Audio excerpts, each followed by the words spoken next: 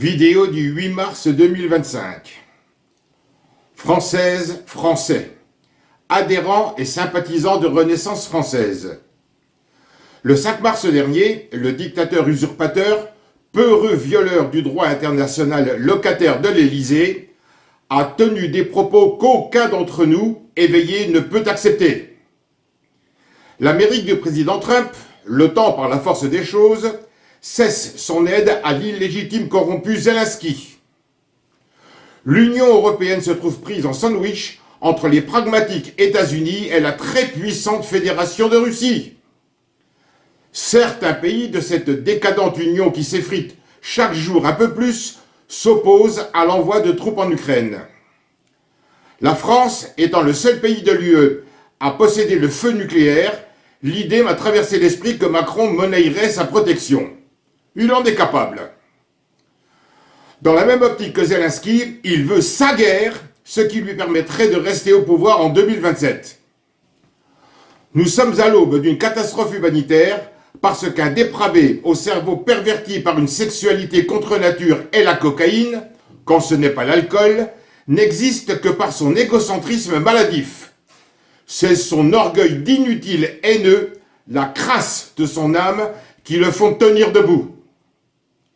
Il faut bien comprendre une chose, si l'Union européenne déclare la guerre à la Fédération de Russie, celle-ci, avec ou sans ses alliés, étant sans commune mesure nettement supérieure en puissance technologique que ne le sont les 27, l'armée russe, déterminée à se défendre, occupera les territoires conquis. Il y a aussi l'hypothèse qu'elle utilise ses Oreschnik, vous savez, ces missiles infaillibles qui filent à Mach 10, plus de 12 000 km/h. Celles et ceux qui n'ont pas encore compris que dans l'absolu, la Fédération de Russie n'a pas besoin d'envoyer des troupes pour gagner une guerre, ces missiles suffisent amplement. Imaginons l'Élysée, le Palais Bourbon, le Palais du Luxembourg, la pyramide maçonnique du Louvre, le château de Versailles, le Parlement européen de Strasbourg, le siège principal du Conseil européen à Bruxelles, pris pour cible. 15 minutes de vol et boum! Plus rien.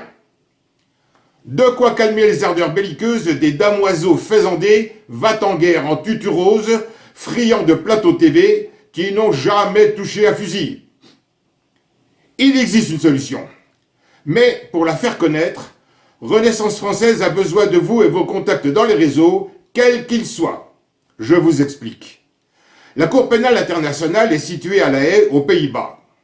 Les Pays-Bas font partie de l'Union européenne. Les dirigeants de l'Union européenne sont interdits à la table des négociations par le président Trump. Du fait de la non-existence de la Constitution du 4 octobre 1958, donc de l'illégitimité de l'élection, le 6 mai 2007, du sioniste Sarkozy. Partant de ce constat, l'illégitimité de la réintégration de la France au sein de l'OTAN le 7 novembre 2007, ainsi que le vote, par voie parlementaire le 13 décembre 2007, d'un texte qui avait été refusé par voie référendaire le 29 mai 2005, l'illégal traité de Lisbonne, considérant que la Cour pénale internationale se situe dans un pays mis au banc de la communauté internationale par le maître du jeu, le président Trump, en émettant un mandat d'arrêt à l'encontre du président Poutine le 17 mars 2023, cette Cour pénale internationale, employant des juges corrompus et ignares, a volontairement renié les accords de Minsk, s'est fourvoyé, d'où découle la légitime réaction militaire de la Fédération de Russie. Sûr de moi, en affirmant que le référendum de 2005 est juridiquement supérieur au vote des députés traîtres du 13 décembre 2007, constatant que, toujours juridiquement, la France ne fait pas partie de l'Union européenne, qu'elle est donc indépendante de la bande autoproclamée d'escrocs de la von der Leyen, Renaissance française sollicite du président Trump de dissoudre la Cour pénale internationale de La Haye et la transférer en France. La première décision sera d'annuler la procédure judiciaire engagée contre le président Poutine, sans oublier le président Gbagbo, injustement condamné. Je suis intimement persuadé que l'affirmation officielle de la présence de la France au sein de l'Union européenne de 2007 associé à l'installation de la CPI chez nous, provoquera un gigantesque raz-de-marée géopolitique salutaire qui laissera des traces historiques indélébiles parmi les criminels corrompus de Bruxelles et Strasbourg. L'Institut national de l'audiovisuel, l'INA, ainsi que les milliers de vidéos des internautes vont tenir un rôle capital qui serviront de preuve à charge pour la condamnation de l'ensemble des politiciens reconnus coupables par les juges élus de la nouvelle Cour pénale internationale, à laquelle sera associé le quatrième pouvoir souverain du peuple en tant que jury souverain, les autres ressortissants européens ne pouvant y participer, car toujours partie prenante dans l'Union européenne, sauf officiellement à adopter ce quatrième pouvoir, dont je suis le créateur, que Renaissance française met à leur disposition. Naturellement, après son discours délirant, aucun Français ne doit se soumettre à Macron et sa bande de criminels avides du sang des Français. Aucun! Il est illégitime, nous n'avons rien à craindre. Je l'ai déjà dit, jamais un Français, moi le premier, ne tirera sur un soldat russe. Si le président Trump adopte mon idée, la France est sauvée. Les relations diplomatiques sont immédiatement rétablies avec la Fédération de Russie. En attendant une nouvelle constitution digne de ce nom, les forces d'ordre et l'armée seront conjointement placées sous l'autorité de la CPI et du quatrième pouvoir souverain, seul pouvoir à n'avoir nullement besoin d'une constitution pour exister, agir et juger.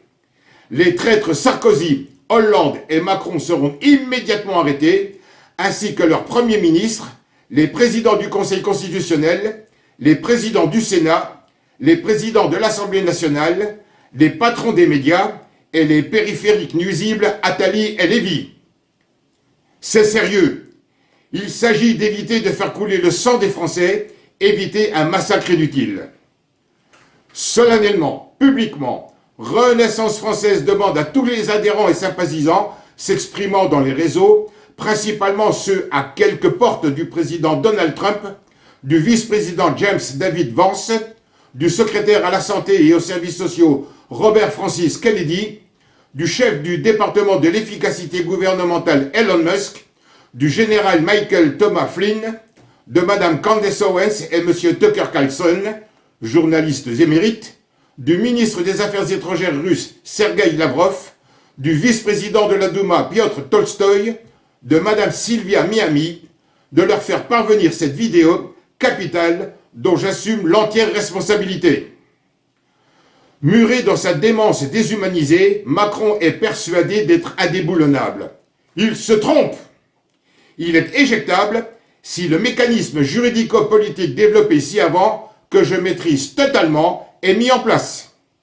Macron au tapis, chaos, c'est toute l'Union européenne qui s'effondre. La franc-maçonnerie étant interdite sur l'ensemble du territoire français, c'est par le biais d'une justice impartiale et souveraine que nous arriverons à stopper la folie meurtrière de l'assassin psychosociopathe et ses complices pour que la France retrouve sa dignité historique.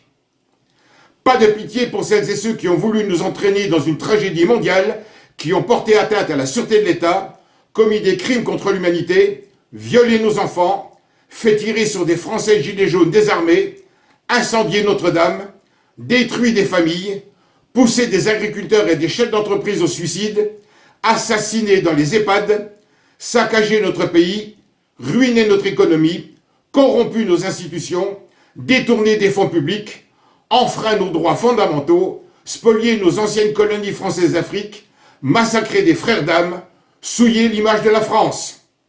Pas de pitié pour celles et ceux qui ont trahi les Français et le monde entier depuis plus de 166 ans.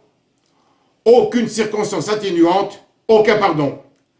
Renaissance française œuvre sans état d'âme pour le devoir de mémoire et le redressement de l'état de droit.